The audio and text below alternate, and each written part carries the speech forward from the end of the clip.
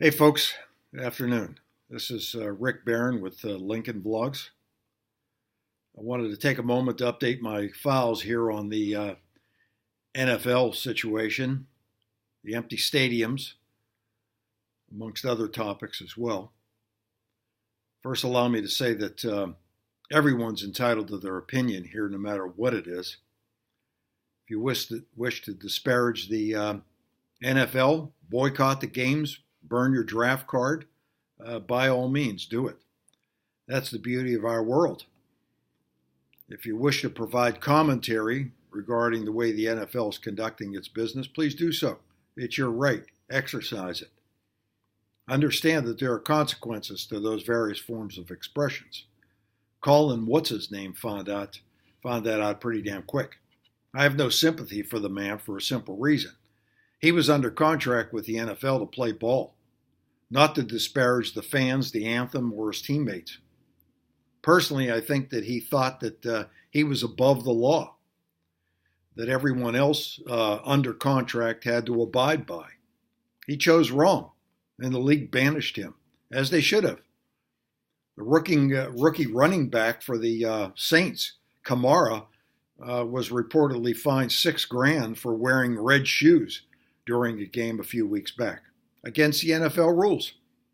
Wise up. Subsequent problem for Colin and the league was that the NFL made the mistake of allowing this to fester. They feared the backlash for their decision, but in that process to appease, they ostracized an entire nation. Whatever unity there was between players and the fan base, the NFL drove an enormous wedge between them in a hugely indefensible decision. However, this development was predictable because the NFL had made stupid decisions in the past, for the past 10 years, by turning the game into a social statement for the politically correct. This was a train wreck waiting to happen. Colin was the catalyst that put it over the top. Let's call it what it is. Today I read a comment from Aaron Rodgers of Green Bay lamenting the fact that Colin doesn't have a job and that he should be on a roster. Well, Aaron, that's big of you, okay? But sorry, big boy. The young man is radioactive right now and no one will touch him. The fear is that Colin's incapable of honoring a contract. That is the consensus. Although, Aaron, maybe you could give him a job. Have him join you in one of your lucrative insurance commercials. Maybe. Just a thought.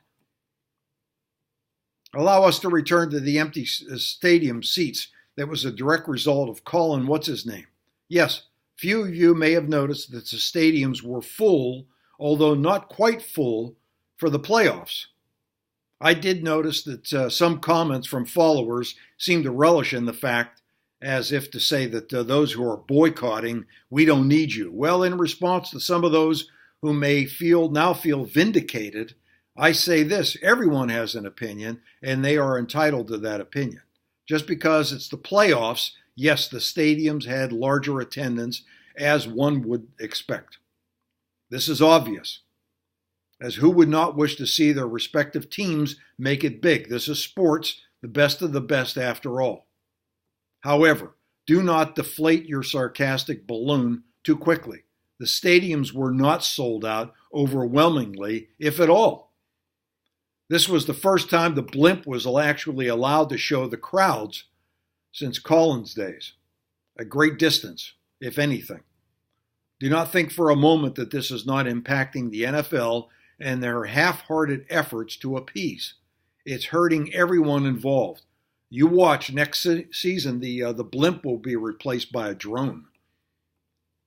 What you're not seeing that is behind the camera are the slumping sales of season tickets, NFL gear, and the trickle-down effect at the local level of bars and sports clubs. Make no mistake, there has been a significant impact, and social media has contributed to that demise. You vote with your wallet.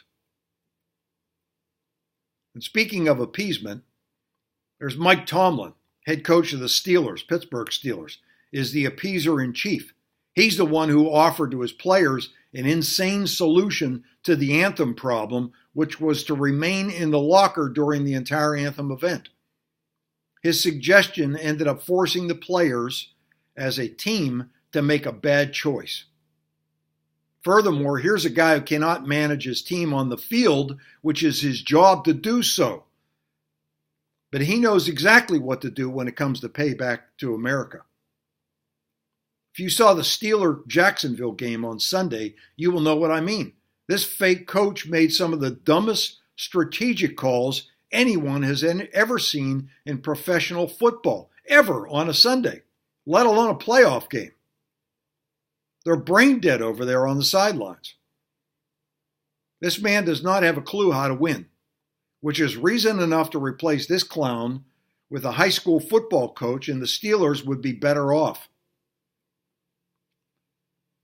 So we know Tomlin supported Hillary, supported the players remaining in the locker room during opening ceremonies, and then made the Steelers players look like idiots out on the field on Sunday. The man is a joke and an embarrassment. The Rooneys need to catch up.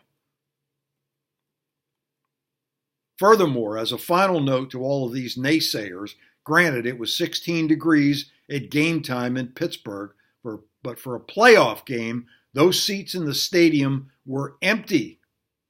This is not rocket science, folks. What you are witnessing are market forces, and NFL fans do not wish to be associated with losers. This would defeat the entire purpose. We play to win. Enough said, folks. And so for the remaining weeks of the NFL season, boycott, stay home, tune out, or tune in. It's your choice and your prerogative. Let's just keep it civil. No wrong answers here, which is why this works. Everyone is correct. Speak up. I could be wrong, but I highly doubt it. Thank you.